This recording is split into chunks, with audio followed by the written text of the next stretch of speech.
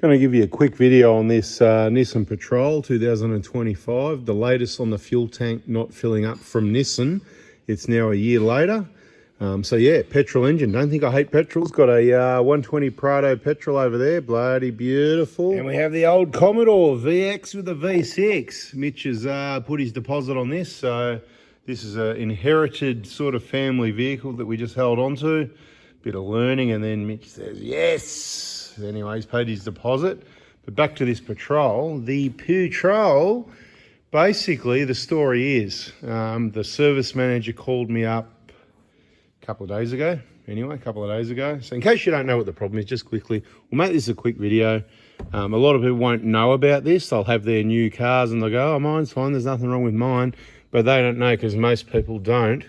Because if you heard about the problem, then you might test it. Most people haven't heard about the problem, including apparently the Nissan dealers and workers there, even though it's all over the internet and people could tell me about it. This is the things to look out for. So you fill it up, the fuel gauge goes to full, no worries, looks full, drive the car. And then if you were to, say, park at the shops for an hour or overnight and then duck into the servo, it's going to take anything from another 10 to 30 litres more, depending whose vehicle it is. This one, oh, it's 10 or 15, 20 litres. Depends how empty it is as to how far it fills up. So it'll fill up, you know how you fill up cars and they go to full and it stays there a while? So even if it wasn't full, 10, 15, 20 litres down, it's on full. But you notice the difference is it starts dropping down quicker than when it's full. So if you park it overnight and you go to the servo again, put another 15 litres in, park it for an hour and go to the servo again, put another 3 litres in, then you drive it, you'll be for ages up on full. Before it drops down. If you just fill it up because it was empty, then it won't be long, it'll start going back down again. Just not filling up properly. There's an aftermarket mod you can do, but new car, you know, you say new car, you know, like it's got warranty.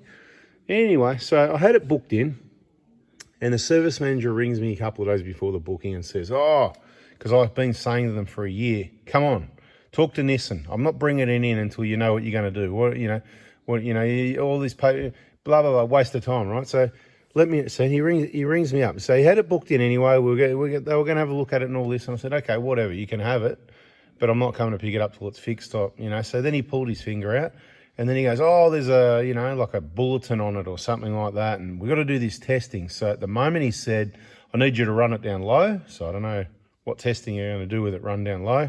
If they don't believe me, the testing is fill it up and then next morning go fill it up again, and then you'll see.